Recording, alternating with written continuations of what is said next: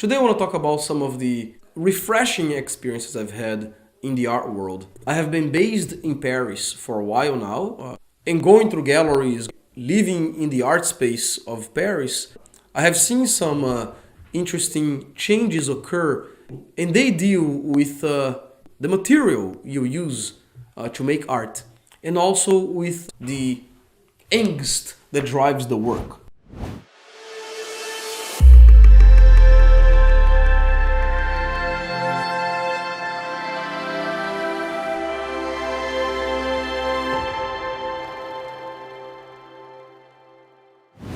Just last week at a gallery in downtown Paris, I was able to speak to someone who had a very active voice in the latest exhibition that's there. This exhibition focuses mostly on the Asian American experience. And the work is really superb. The narratives that it provides, a lot of it is rebuking Orientalism, a lot of it is bringing an angle that is not part of the West.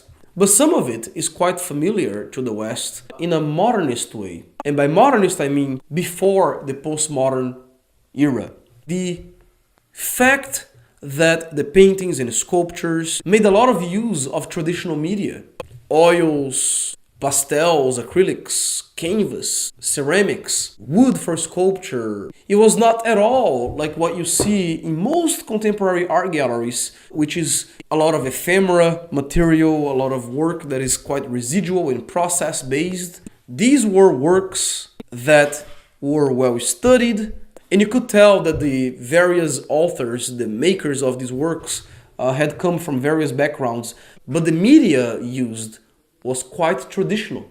So I asked this leading curator what the thought was behind featuring these works with very traditional media. And her follow-up question was, what do you mean? And I said, well, these works show oil and acrylics and sculptures in wood and in ceramics. That's not following the trend of what you see in Paris among contemporary art galleries. So her follow-up question to that was, why should I judge the medium so harshly? Does it really matter? Isn't what matters really the message? Needless to say, this answer really made me rejoice. I was very, very happy. And I told her that I am an artist whose media is usually traditional, whether I'm working with sculpture or painting or film. I really value the fact that there are some tried methods, and I'm comfortable speaking my message via these materials. So she said that the reason why those artists were there was because they had a message that was strong about the experience of Asians throughout their global diaspora, and that they first looked at that before they even considered medium, and that the medium wasn't even a consideration.